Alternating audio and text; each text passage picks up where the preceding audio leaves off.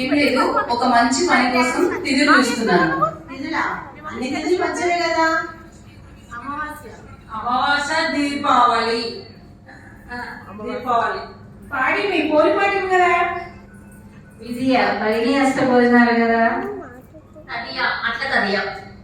చవితి వినాయక్ పంచమి నాగ పంచమి. షష్ఠి సుబ్రహ్మణ్య షష్ఠి. సప్తమి రథ సప్తమి. అష్టమి కృష్ణాష్టమి కదా. నవమి శ్రీరామనవమి కదా. దశమి విజయదశమి కదా.